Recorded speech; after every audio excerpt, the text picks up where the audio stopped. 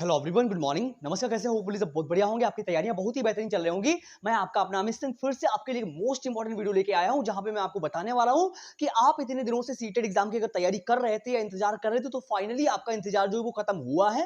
आज की वीडियो में आपको बताने वाला हूं कि जो सीटेट है उसके क्वेश्चन जो है कैसे आने वाले हैं। मतलब जो क्वेश्चन के लेवल तो मैं आपको बताने वाला हूँ, लेकिन क्या बदलाव हुआ है, मतलब इस बार जो एग्जाम होने जा रहा है उसमें क्या चेंजेस हुए हैं, उसके बारे में तो आज हम बात करेंगे।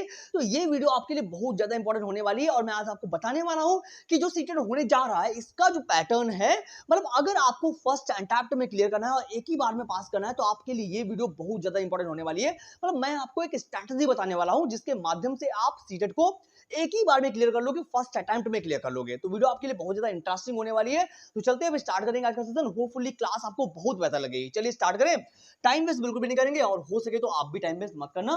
और अगर आप टीचिंग एग्जाम की तैयारी कर रहे हो, लाइक वो सीटेट हो सकता है, रीट हो सकता है, केवीएस हो सकता है, किसी भी एग्जाम की तैयारी के लिए आप इजीली हमसे कनेक्ट हो सकते हो। मैं डे बाय डे आपके सारे डाउट्स को सॉल्व करने की कोशिश कर रहा हूं, permanent permanent day by day. मतलब मैं 6 बजे वीडियो ला रहा हूं तो ला रहा हूं, ये गारंटी है। चलिए आगे बढ़ते हैं, देखते हैं आगे हम पढ़ेंगे कि क्या बदलाव हुए, उनके बारे में जानकारी प्राप्त करेंगे। और अगर आप पहली बार आए हैं तो लाइक शेयर कर देना यार मेरे, ताकि जब भी मैं एक वीडियो बनाऊंगा तो आपके पास नोटिफिकेशन आ जाएगा, है ना। चलते हैं, स्टार्ट करेंगे सेशन।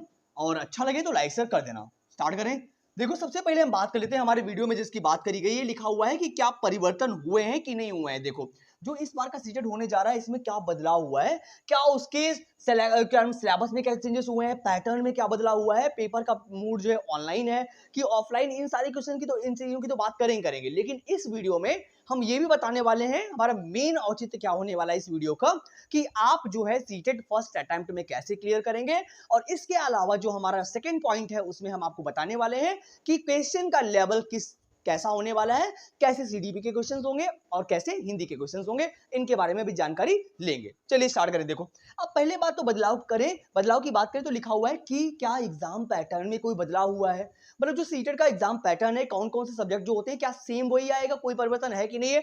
तो मैं आपको बात बता दूं कि एग्जाम पैटर्न की बात करें तो पेपर जो है पेपर 1 और पेपर 2 में होता है। आपको पता है पहले से ये बात, है ना, कि अगर आपने क्या नाम जो देखा होगा, पैटर्न देखा होगा, तो आपको पहले से पता होगा कि CDP, Hindi, English, science, maths और जो ईवीएस वगैरह आती है, ये सब आपको पूरा पता है बढ़िया तरीके से। अब देखो, अब आपको बात करें पैटर्न की एग्जाम के, तो सिलेबस में कोई भी चेंजेस नहीं हुए हैं। मतलब इस बार जो होने जा रहा है सीटेट, इसमें एग्जाम में जो है सिलेबस में कोई परिवर्तन नहीं हुआ है। मतलब सीडीपी आती थी तो आएगी, हिंदी आती थी, इंग्लिश आती थी, साइंस और मैथ आती थी, और जिनके पास साइंस नहीं होती उनके पास ईवीएस होता है, वो गारंटेड है। मतलब कुछ भी परिवर्तन इसमें नहीं हुआ है। इसकी बात करी जाए आगे, देखो इन्होंने लिखा हुआ है सिलेबस, तो मैंने बोल दिया ना कि सिलेबस बिल्कुल सेम है, सिलेबस में कोई परिवर्तन हुआ ही नहीं। मैंने पहले आपको बता दिया कि सिलेबस सेम रहने वाला है, जो अभी तक चलते आ रहा है इतने दिनों से। देखो, अब आगे इन्होंने बात करी है कि क्वेश्चंस का लेवल। देखो, मैं पिछले वीडियो में आपको बता चुका हूं कि क्वेश्चन पूछने का तरीका थोड़ा इन्होंने कॉम्प्लेक्स किया है यहाँ पे। मतलब क्या है कि सीटेट का जो एग्जाम पैटर्न, वो बहुत दिनों से, पहली बात आपको चेंज नहीं हो पता है ना। लेकिन इस बार के क्वेश्चन जो है पूछने का वे है, तरीका जो है वो थोड़ा कॉम्प्लेक्स किया है। जैसे कि मान लीजिएगा, पिछली बार की जो एग्जाम्स हुए हैं उनमें देखा जाए तो असर्शन और रीजन के क्वेश्चन थोड़ा सा कम आते थे, लेकिन इस बार असर्शन और रीजन यानी अभिकथन और कार्ड वाले क्वेश्चन थोड़े से ज्यादा देखने को आपको मिलेंगे, है ना।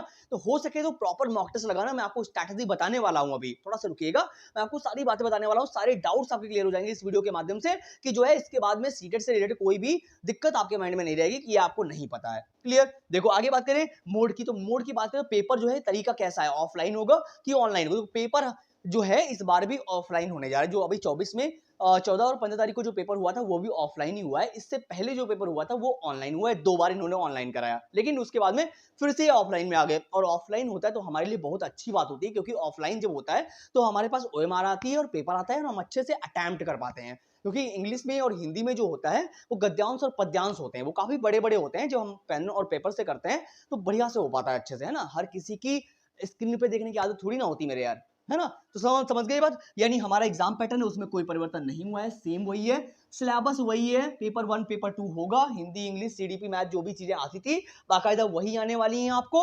और क्वेश्चन का लेवल थोड़ा सा चेंज होगा। परिवर्तन हुआ है तो सिर्फ क्वेश्चन पूछने के में हुआ है कि इन्होंने क्वेश्चन की कॉम्प्लेक्सिटी थोड़ी बढ़ा दी है। ये बात पता होगी। पेपर का मोड जो है वो ऑनलाइन नहीं, वो ऑफलाइन होगा।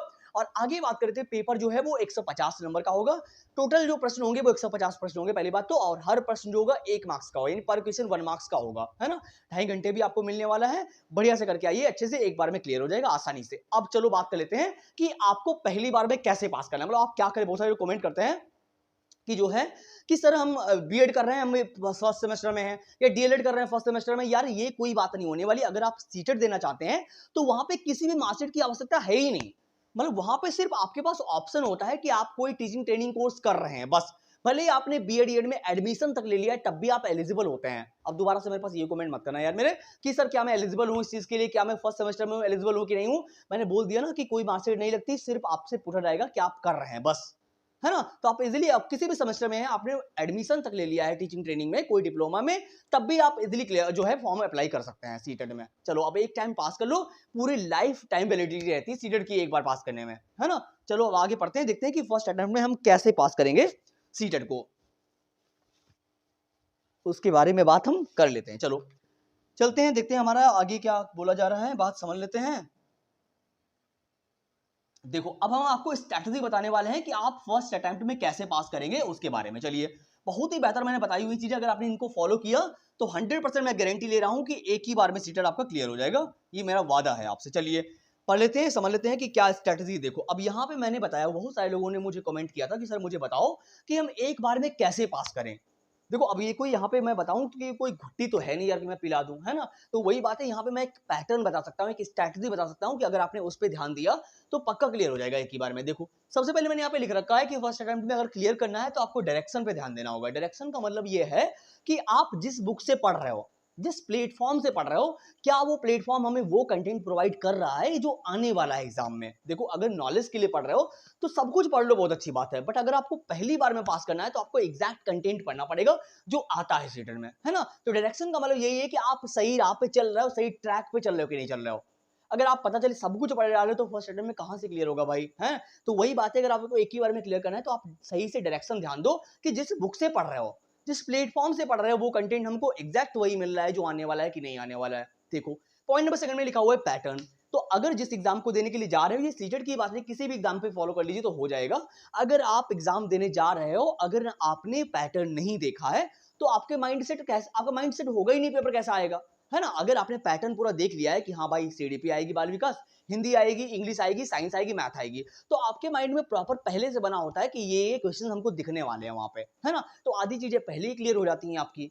जब आपको यही नहीं पता है कितना टाइम हमें मिलने वाला है, कि पेपर कैसे होगा, कैसे नहीं होगा, क्या तरीका होगा, कैसे अटेम्प्ट करेंगे, तो फिर कहाँ से चीजें क्लियर होंगी। तो सेकंड पॉइंट है, हमको पहले नंबर में स्ट्रैटेजी देखनी है, पैटर्न देखना है। तो आप सर्च कर लीजिए, मेरे चैनल पर सारी बाकायदा चीजें मिल जाएंगी आपको। पूरा पैटर्न मैंने कई बार अपलोड कर दिया है कि जो है किस तरीके से आपको तैयारी करनी है और क्या पढ़ना है एग्जैक्ट। चलिए सेकंड पॉइंट हो गया। उसके बाद में अगर आपको पहली बार में पास करें तो आपको कुछ इंपॉर्टेंट टॉपिक्स देखने पड़ेंगे, जैसे बहुत सारे टीचर्स बताते हैं अपना अपना परिप्रेक्ष्य कि जो है आप मैराथन क्लास देख लीजिए। मतलब मेरा कहने का मतलब है कि मॉक टेस्ट लगाने से पहले कुछ आप प्रॉपर टॉपिक्स देख लीजिए जो बहुत ज्यादा इंपॉर्टेंट है, जैसे वागोस्की हो गए, प्याजे हो गए, अधिगम, अर्जन, ये चीजें जो आती ही आती हैं। मतलब अगर आपने इनको थोड़ा सा देख लिया, 1 मिनट,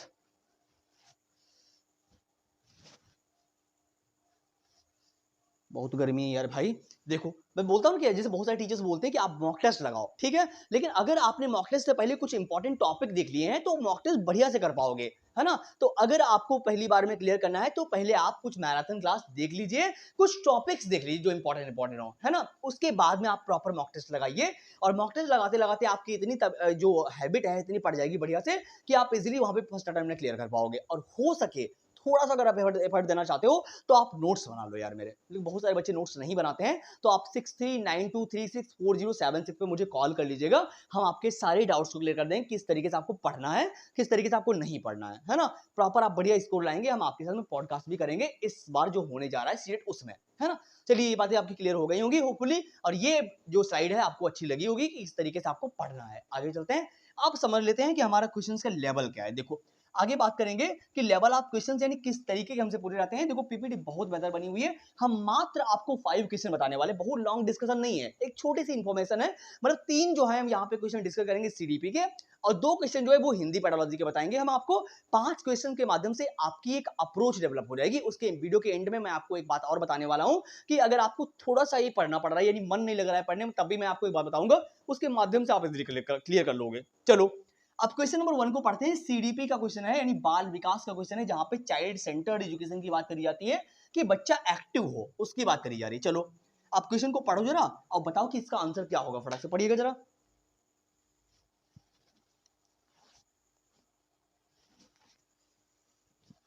क्वेश्चन को पढ़िए और जवाब दीजिए कि इसका आंसर क्या होगा, तो अगर आपने थोड़े से भी पहले मॉक टेस्ट लगाए हुए हैं। चलो अब क्वेश्चन नंबर 1 में क्या लिखा हुआ है समझते हैं। क्वेश्चन नंबर 1 में लिखा हुआ है कि which of the following is an example of child centred pedagogy. यहां पे क्या लिखा हुआ है कि इनमें से कौन सा ऐसा एग्जांपल है, कौन सा ऐसा उपागम, कौन सा ऐसा ऑप्शन है जहां पे चाइल्ड सेंटर्ड पेडागोजी की बात की जा रही है। चाइल्ड सेंटर्ड, यहां पे बच्चा एक्टिव हो, मतलब बच्चे को आपको केंद्र में रखना है। समझ मेरी बात को, मतलब बच्चा एक्टिव होना चाहिए। सीडीपी बाल विकास में क्या है कि बच्चा एक्टिव हो। आप 99 पॉइंट वही ऑप्शन सही होगा जहां पे बच्चा एक्टिव होगा। तो समझ जाओ कि बाल केंद्रित शिक्षा शास्त्र का उपागम कौन सा यहाँ पे, जहां पे बच्चा एक्टिव हो। ऑप्शन नंबर 1 में लिखा हुआ है कि बच्चे कक्षा में साथियों और शिक्षकों की कहानियां दोहराते हैं। आप मुझे बताओ कि बच्चे जो हैं अगर रोट मेमोराइजेशन कर रहे हैं, बार बार कहानियों को दोहरा रहे हैं, तो वहां पे वो क्रिएटिविटी कर रहे हैं। कौन सा बच्चा वहां पे एक्टिव होगा अगर आप क्लास में एज ए टीचर पढ़ा रहे हैं और बच्चा आपकी बात को बार बार रिपीट कर रहा है। रोट मेमोराइजेशन में बिल्कुल नहीं जा रहा, रटना तो बिल्कुल है ही नहीं, है ना। बच्चा बिल्कुल एक्टिव है ही नहीं, दोहराना नहीं है उसको। बच्चे जो होते हैं वो खाली स्लेट नहीं होते, खाली प्लेट नहीं होते, वो ज्ञान के ज्ञान के जो पॉजिटिव या क्रिएटिव निर्माता होते हैं, बोल सकते हैं ज्ञान के सक्रिय निर्माता होते हैं बच्चे, है ना। अन्वेषण करते हैं, खोज करते हैं, तो ये बात तो ठीक नहीं है।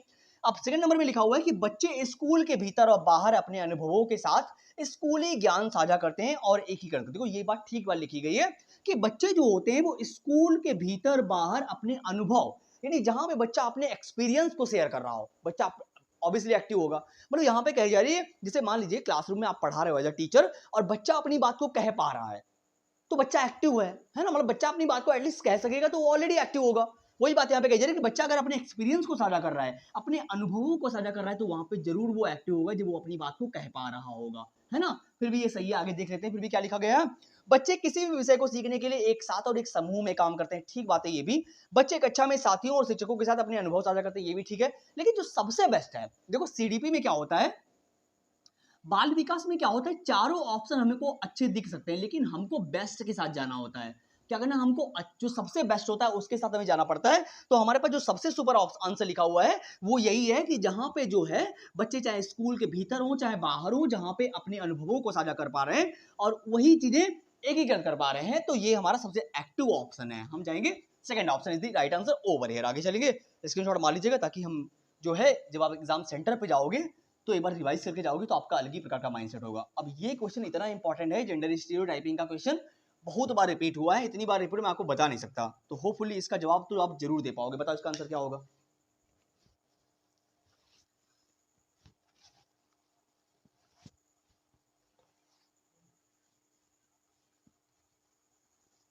चलिए पढ़िए क्वेश्चन नंबर 2 को क्या लिखा हुआ है। क्वेश्चन नंबर 2 में लिखा हुआ है कि expectations associated with being male और female are preferred to age and these are learned. यहाँ पे क्या बात बोली जा रही है, लिखा हुआ है कि एक्सेप्टेशंस, यानी इसका मतलब है कि जो लिखा हुआ है पुरुष और महिला होने से जुड़ी अपेक्षाओं को क्या कहा जाता है। मतलब यहाँ पे कह रहे हैं कि पुरुष जो है वो बाहर काम करने जाएंगे, लड़कियां जो है वो घर में खाना बनाएंगी, तो ये चीजें क्या हो सकती है, मतलब ये क्या है, ये जेंडर स्टीरियोटाइपिंग है, जेंडर रोल्स होते हैं जो बना दिए गए हैं, समाज के द्वारा बनाए गए हैं। मतलब ये जेंडर स्टीरियोटाइपिंग है कि महिलाएं जो है वो घर में खाना ही बनाएंगी, या पुरुष जो है यही कपड़े पहनेंगे, या महिलाएं जो यही कपड़े पहनेंगी। तो ये जेंडर रोल्स होते हैं, जेंडर स्टीरियोटाइपिंग होती है, रूढ़िवादिताएं होती हैं जो समाज के द्वारा बनाई गई हैं, है ना। आगे लिखा हुआ है कि और इन्हें क्या कहा जाता है, मतलब जो है और इन्हें कहां से सीखा जाता है। कह रहे हैं ना कि जेंडर स्टीरियोटाइपिंग है और ये कैसे सीखते हैं लोग, तो आप बताओ क्या लिंग स्थिरता है, ये किशोर अवस्था के दौरान सीखी जा रही है, या लिंग भूमिकाएं हैं पूरे बचपन और वयस्कता तक सीखी जाती हैं, लिंग रूढ़िवादिता है केवल मध्य बचपन के दौरान सीखी जाती है, लिंग पूर्वाग्रह है। बताओ, तो पहले मैंने आपको बता दिया कि मेल और फीमेल को एसोसिएट किया जा रहा है कि लड़का है तो यही पहनेगा, लड़की है तो यही काम करेगी, है लड़का है तो इस चम्मच को उठा लेगा तो बोल देगा ये मोहित तुम ये चम्मच नहीं उठा सकते हैं। मतलब ऐसा क्या है, ये सब जेंडर स्टीरियोटाइपिंग, जेंडर रोल्स होते हैं। तो इसके बारे में लिखा हुआ है कि लिंग भूमिकाएं हैं क्या जो समाज ने बनाई हुई है, और इनको इंसान ना पूरे बचपन से लेके वयस्क होता तक तब तक सीखता ही रहता है, क्योंकि समाज ना उनको यही चीज बताता है कि तुम लड़के हो तुम यही पहनोगे, तुम लड़की हो तो तुम यही पहनोगी, है ना। तो ये सब क्या है, ये जेंडर स्टीरियोटाइपिंग है और ये पूरे बचपन से वयस्कता तक सीखी जाती है। वैसे आंसर ये भी हो सकता था, लेकिन यहाँ पे केवल मध्य बचपन की बात करी जा रही है ना। तो मध्य बचपन तो नहीं होगा, केवल ये यहाँ पे सिंपल लिखा हुआ है ना कि पूरे बचपन से वयस्कता तक सीखता रहता है ना। तो ये सब क्या है, ये सब लिंग रूढ़िवादिताएं हैं जो समाज के द्वारा बनाई गई हैं। चलो आगे चलते हैं, समझते हैं कि हमारा क्वेश्चन नंबर 3 क्या कर रहा है। सीडीपी का एक क्वेश्चन और पढ़ लेते हैं, फिर उसके बाद 2 क्वेश्चन हिंदी के बताऊंगा मैं आपको। चलो बताओ क्वेश्चन नंबर 3 में क्या लिखा हुआ है। अब ये तो आप बता ही सकते हो, मल्टीपल इंटेलिजेंस की बात करी जा रही है, यहाँ पे बुद्धि की बात करी जा रही है। बुद्धि के बारे में तो आप बता ही सकते हो, इतनी ज्यादा क्रिएटिव आप हो ही ऑलरेडी।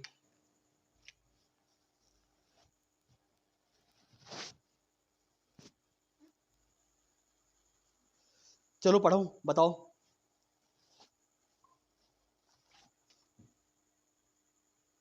देखो अब क्वेश्चन नंबर 3 में क्या लिखा हुआ है, यहां पे कह रहे हैं कि which of the following views about intelligence supports the respectful consideration of क्या नाम लिखा हुआ, डाइवर्सिटी अमॉन्ग लर्नर्स। यानी यहां पे बात करी जा रही है कि बुद्धि के बारे में निम्नलिखित में से कौन सा विचार शिक्षार्थियों के बीच विविधता के सम्मानजनक विचार का समर्थन करता है, कि which of the following views about intelligence supports लिखा हुआ है और the respectful consideration of diversity among learners. यानी कौन सी जो यहाँ पे कौन सा ऐसा उपागम है, कौन सी ऐसी ऑप्शन में बताया गया है जहां पे ये लिखा है कि जो है विविधता, यानी बुद्धि में विविधता, डाइवर्सिटी की बात करी जा रही है कि बुद्धि जो है सभी की अलग अलग प्रकार की होती है, क्या एक जैसी हो सकती है, बताओ। तो क्या उसमें भिन्नता होती है, लिखा हुआ है बुद्धि आनुवंशिक कारकों से प्रभावित नहीं होती। क्यों नहीं भाई, जेनेटिक के थ्रू बुद्धि बहुत प्रभावित होती है। कैसे आपके माँ बाप हैं तो वहां से भी बहुत सारी चीजें डिपेंड करती है कि आपकी बुद्धि कैसी है, आपका आईक्यू लेवल कैसा है, तो आनुवंशिकी प्रभावित होती है। ये तो गलत बात हो गई। और आगे लिखा हुआ है कि जो है बुद्धि पर्यावरणीय कारकों से प्रभावित नहीं होती। क्यों, थोड़ा बहुत तो प्रभावित होती है भाई, ऐसा क्यों कह सकते हैं कि बुद्धि पर्यावरण कारकों से प्रभावित होती ही नहीं है, हैं? ऐसा नहीं कह सकते। पहली बार डेवलपमेंट की प्रक्रिया जो होती है उसमें विकास और आनुवंशिकी, देखो विकास की जो प्रक्रिया होती है उसमें आनुवंशिकी और पर्यावरण दोनों का बराबर बराबर योगदान होता है। आप ये नहीं कह सकते कि केवल एक ही चीज वहां पे इंपॉर्टेंट रख रही है, अपना रोल निभा रही है ना। तो बुद्धि में भी जो देखो किस तरीके का आपके आसपास का एनवायरमेंट है, कैसे आपके आसपास के लोग हैं, ये बहुत ज्यादा मायने रखता है। चलो आगे लिखा हुआ है बुद्धि परीक्षण बुद्धि का एकमात्र माप है। मतलब बुद्धि परीक्षण जो है वो केवल एकमात्र ही माप है। अरे यार सबसे बढ़िया ऑप्शन लिखा हुआ आपके सामने, बुद्धि बहुआयामी है। कैसी है, बहुआयामी है। सबके अलग अलग प्रकार की बुद्धि होती है, सबके पास अलग अलग प्रकार का इंटेलिजेंस होता है, बहुत दिशाओं में, यानी हर किसी व्यक्ति का अलग अलग दिशाओं में डेवलपमेंट होता है ना। आगे लिखा हुआ और समय के साथ बदल भी सकती है। ठीक बात है, ये एकदम बढ़िया बात लिखी गई है कि बुद्धि जो होती है वो कैसी होती है, बहुआयामी होती है और समय के साथ में बदलती भी रहती है। जैसे जैसे आप सीखते जाते हो, अपने आप को चेंज करते हो जाते हो, तो आपकी क्रिएटिविटी बढ़ती चली जाती है ना। तो हमारे पास fourth answer is the right answer over here. आगे चलेंगे, समझेंगे हमारा क्वेश्चन नंबर क्या नाम फोर्थ क्या कह रहा है, हिंदी पैडोलॉजी का क्वेश्चन है। चलो पढ़ते हैं कि हिंदी पैडोलॉजी के क्वेश्चन में क्या बात की। यहाँ पे बात करी जा रही है कि एक भाषा अध्यापक अंग्रेजी में कहानी सुनाती है। एक अध्यापिका जो है वो अंग्रेजी में कहानी सुना रही, स्टोरी सुना रही है, और लिखा हुआ है और शिक्षार्थियों से कहती है कि उन्हें जो भी भाषा आती है उस भाषा में यह कहानी समूह में सुनाएं, फिर कक्षा में सामान्य भाषा में सुनाएं। इस शिक्षा शास्त्रीय युक्ति को किस रूप में जाना जाएगा, बताओ जरा आंसर।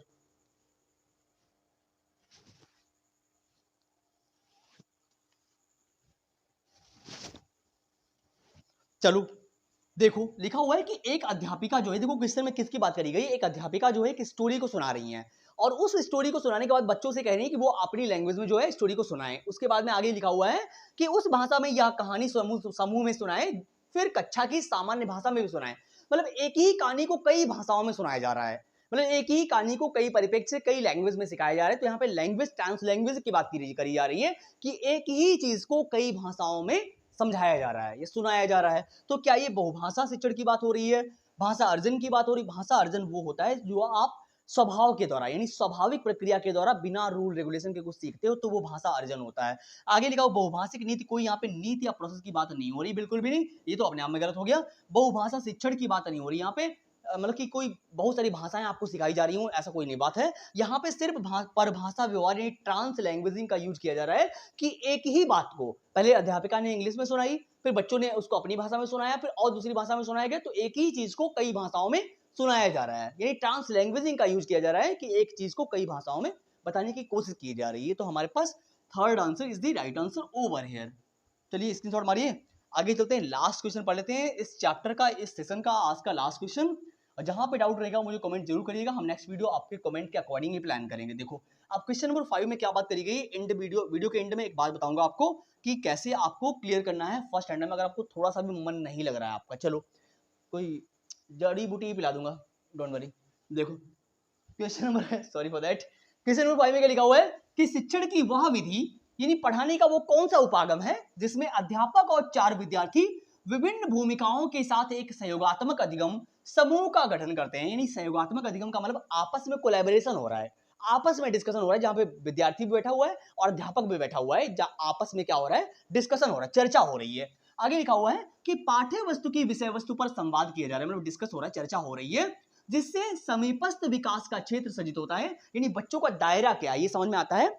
देखो, समीपस्थ विकास का क्षेत्र जिसके बारे में वाइगोस्की ने बताया हुआ है कि ये एक दायरा होता है कि बच्चे और टीचर के बीच में क्या दायरा है, मतलब कहां तक बच्चे ने सीख लिया है। एक डिस्टेंस होती है, जोन ऑफ प्रॉक्सिमल डेवलपमेंट होता है कि बच्चे ने कहां तक सीख लिया है, उसके बारे में वाइगोस्की ने बताया हुआ। वही बात यहां पे करी जा रही है कि जब टीचर और बच्चे का आपस में सहयोगात्मक अधिगम हो रहा है, यानी आपस में चर्चाएं हो रही, तो टीचर बच्चे का आकलन कर पा रहा है कि बच्चा कितने हद तक सीख चुका है, यानी उसका जोन कहां तक है, कहां तक वो सीख चुका हुआ है। आगे लिखा हुआ है, और परिणामता पठन बोध में सुधार होता है। इस विधि को क्या कहेंगे, मतलब अगर आप चर्चा कर रहे हो एज अ टीचर, बच्चे के अकॉर्डिंग आप यूज कर रहे हो पढ़ाने के मेथड, तो वहां पे बच्चा ज्ञान का एक्टिव निर्माता होगा, अच्छे से सीख पाएगा अगर आप बच्चों को पढ़ाने के क्या नाम, उनको उनके अकॉर्डिंग पढ़ा रहे हो, है ना। आप ये नहीं कह रहे कि अब मैं तो ऐसे टीचर हूं, मैं तो ऐसे पढ़ाऊंगा। अगर आपको ये करना है तो फिर काम कैसे चलेगा, है ना। आपको बच्चे का अकॉर्डिंग पढ़ाना है कि भाई वो चाहता क्या है एटलीस्ट, है ना।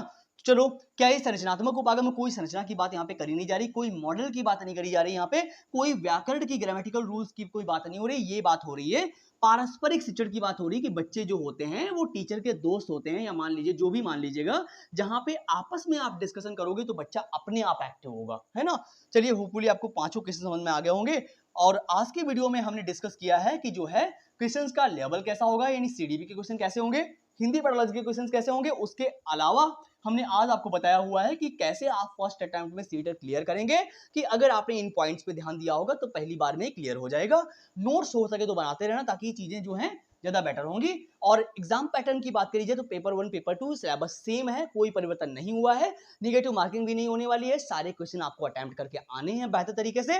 क्वेश्चन का लेवल पूछने का थोड़ा सा चेंज हुआ है, जो मैंने आपको पहले बता दिया कि इस बार असर्शन और रीजन के क्वेश्चन थोड़ा ज्यादा आने वाले हैं। और अगर आपका बिल्कुल मन नहीं लग रहा है तो मैं आपको एक बात बता दूं कि अगर आपने बिल्कुल नहीं पढ़ाई करी है, देखो, अगर आपने बिल्कुल पढ़ाई अभी तक नहीं है और आप ये चाहते हैं कि यार कुछ ऐसा मिल जाए कि हम पास हो जाएं, मतलब, है ना, तो मैं आपको बता दूं पहले, इसके लिए एक ही उपाय है कि अगर आपने बिल्कुल पढ़ाई नहीं करी और आप ये सोच रहे हैं कि हम तैयारी कहां से स्टार्ट करें, है ना, तो मैं पहले बता दूं, अगर आप ऐसे में मॉक टेस्ट बिल्कुल मत लगाओ पहले शुरुआत में। मैं बता दूं, अगर आप बिल्कुल नए हो तो थोड़ा सीटेट का पैटर्न देखो पहले, है ना। पैटर्न देख के कुछ टॉपिक्स देख लो उनके इंपॉर्टेंट, उनके बाद में 4-5 टॉपिक पढ़ के फिर आप मॉक टेस्ट लगाना शुरू करो, आपकी परमानेंट आदत बन जाएगी। 100% मैं गारंटी ले रहा हूं कि आपकी आदत पड़ जाएगी, आपका मन लगने लगेगा अगर आप इस तरीके से पढ़ेंगे, है ना। चलिए, फिर सेशन अच्छा लगा होगा होपफुली, और जहां पे भी डाउट रह गया हो मुझे कमेंट जरूर करना। नेक्स्ट वीडियो हम आपके कमेंट के अकॉर्डिंग प्लान करेंगे। कहीं पर प्रॉब्लम आई हो तो मुझे जरूर बताइएगा, और लाइक शेयर तो कर ही दोगे, सब्सक्राइब तो कर ही लेना यार मेरे, ताकि जब भी वीडियो बनाऊंगा नोटिफिकेशन आ जाएगा। फिर मिलते हैं फिर नई वीडियो में, नई आशा और उम्मीद के साथ में। Thank you so much for coming, thank you so much. और तैयारी आप बढ़िया करिए, टाइम वेस्ट मत करना यार मेरे, हाँ, टाइम पास करने के लिए ऑलरेडी बहुत सारे लोग दुनिया में पड़े हुए हैं। आपको पता है लाखों की संख्या में फॉर्म पड़ते हैं, 20 लाख लोगों ने फॉर्म डाला था, पास केवल 14 या 15% होते हैं, तो इससे अच्छा है तैयारी आप बढ़िया करो, है ना। Thank you so much.